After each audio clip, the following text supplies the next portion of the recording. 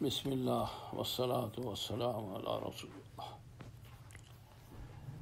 آج سیرت طیبہ کے سلسلے کی چھٹی نشست ہے، اور اس میں مزید حضور نبی کریم صلی اللہ علیہ وسلم کے خلق کے مراتب کا تفصیل سے بیان کیا جائے گا۔ اللہ تعالیٰ مدد فرمائے، آسان کر دیں، پورا کرا دیں، اور ہم سب کی طرف سے اس کو قبول کریں اور نافع بنائیں۔ گزشتہ مجالس میں یہ عرض کیا گیا تھا کہ آپ صلی اللہ علیہ وسلم کے اخلاق کے 3 مراتب بیان کیے گئے تھے،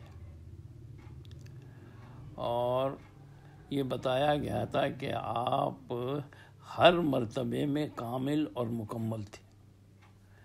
آپ حکمت اور مصلحت کے مطابق جو ان میں سے کسی ایک پر عمل کرتے تھے، لیکن آپ کی طبیعہ مبارک پر غلبہ اخلاق عظیمہ کا تھا، جس کی شہادت خود قرآن پاک نے دی ہے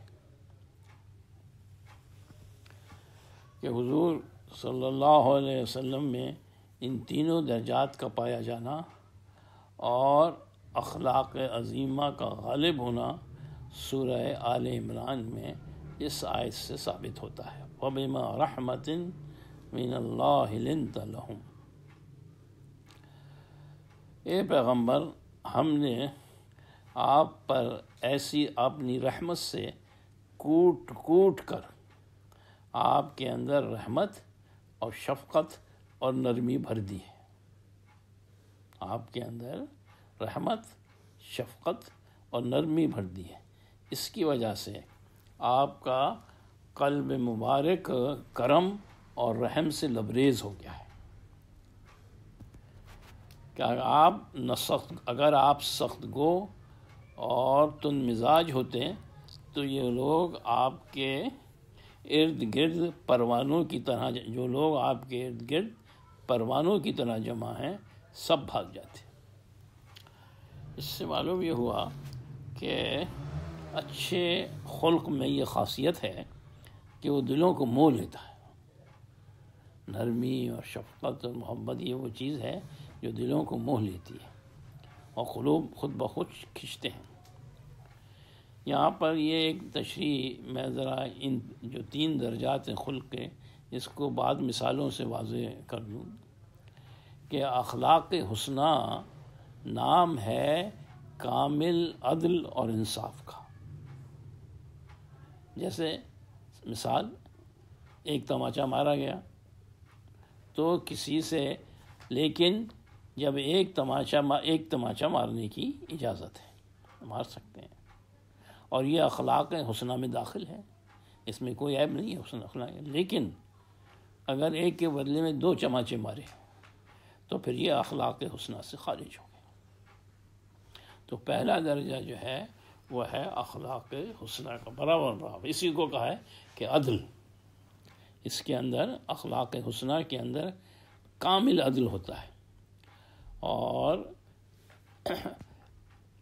کامل عدل ہوتا ہے، اور یعنی برابری ہوتی ہے اور انصاف ہوتا ہے۔ کامل عدل اور انصاف ہوتا ہے، کسی کے اوپر کوئی زیادتی نہ ہونے پائے۔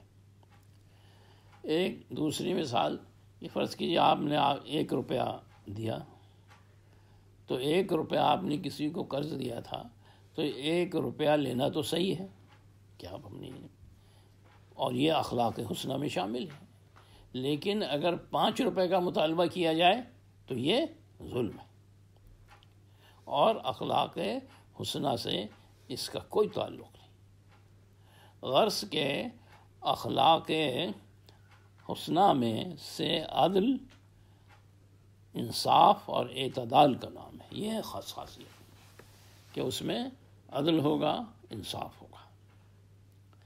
تو یہ اس کے بعد جو درجہ ہے وہ ہے اخلاق کریمانہ کا، یہ کہ بدلہ نہ لیا جائے، بلکہ معاف کر دیا جائے۔ اور اس میں ایثار بھی شامل ہو گیا، کیونکہ اس کا مرتبہ احوال اور اس کا مرتبہ اخلاق حسنہ سے زیادہ ہے، کیونکہ اس میں ایک چیز اضافی ہو گئی کہ ایثار بھی کیا تو اس کا درجہ جو ہے وہ اخلاق حسنہ سے بڑھ گیا، یہ دوسرا درجہ۔ اور اخلاق عظیمہ جس پر اللہ تعالیٰ نے آپ کی شان میں نازل فرمائے، انک لعلی خلق عظیم، اخلاق عظیمہ یہ ہے کہ برائی کرنے والوں کو نہ صرف معاف کر دیا جائے بلکہ انعام اور اکرام سے نوازا جائے، اس کو انعام اور اکرام سے نوازا جائے۔ تو یہ تینوں خلق حضور صلی اللہ علیہ وسلم میں اعلیٰ درجے کے موجود تھے، بس جس وقت اور جیسے حالات کے مطابق جو حکمت ہوتی آپ ان میں سے کسی ایک کو اختیار فرماتے جو حالات کا تقاضا، لیکن آپ کی طبیعت پہ جو غالب چیز تھی وہ اخلاق عظیم ہی تھی، اور اللہ میاں نے اس کی شہادت دی، جیسے ابھی کہ اگر آپ کے اندر ہم نے آپ کے اندر رحمت و شفقت اور نرمی کوٹ کوٹ کے بھر دی، رحمت و کرم آپ کے شایانش مجسم رحمت و شفقت، آپ اگر سودگو ہوتے یا تو یہ لوگ آپ کے ارد گرد جو پروانوں کی طرح جمع ہیں یہ سب بھاگ جاتے۔ اس سے مطلب یہ آ کہ برے اخلاق کا فحش، برا بھلا کہنا اور ایسی سختی کرنا، اس پہ کے اندر جو ہے یہ اس سے لوگ بھاگتے ہیں، قریب نہیں آتے۔ اور اللہ تعالیٰ فرماتے ہیں کہ میں نرمی پر وہ دیتا ہوں جو سختی پر نہیں دیتا۔ تو حضور صلی اللہ علیہ وسلم کے شایان شان یہی، اسی چیز کو قرآن پاک میں اس طرح بھی ذکر کیا ہے، کچھ ٹکڑے ہیں آیتیں کوئی کہ اس میں، جس میں کا پہلا ہے واعف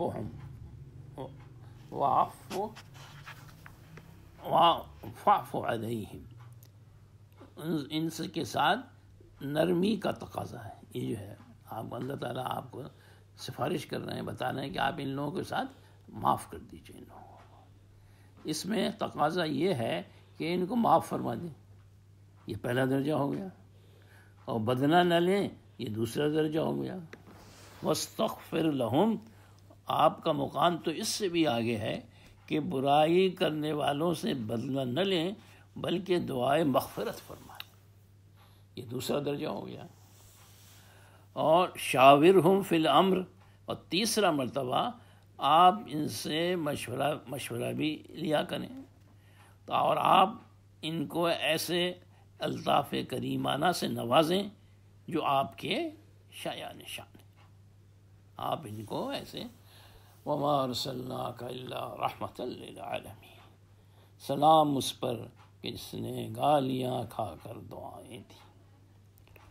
تو یہ انشاءاللہ اللہ تعالی ہمیں ان اخلاق کے تینوں درجات میں، مراتب کے اندر اپنی حیثیت کے مطابق محنت کرنے کی اور کوشش کرنے کی توفیق عطا فرمائے۔ اور اس کے لیے اب یہ سوال پیدا ہوتا ہے کہ یہ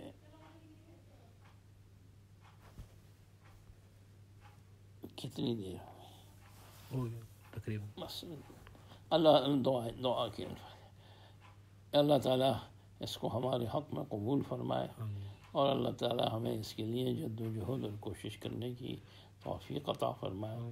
اور اس کا طریقہ علاج یہ ہے جو حضرت ڈاکٹر عبدالحی صاحب رحمۃ اللہ علیہ نے تجویز کیا تھا مجھ سے، علاج یہ ہے کہ جیسے قرآن پاک کی تلاوت کرتے ہو خدا، اس کے بعد فوراً جو ہے وہ نشر الطیب، یعنی سیرت کی کتاب ہے حضرت تھانوی رحمۃ اللہ علیہ کی، اس میں سے کچھ ورقے پڑھ لیا کرو، اور اس نیت سے پڑھو کہ میں حضور نبی کریم صلی اللہ علیہ وسلم اپنے اندر جذب کر لوں۔ اللہ تعالیٰ توفیق عطا فرمائے، قبول فرمائے۔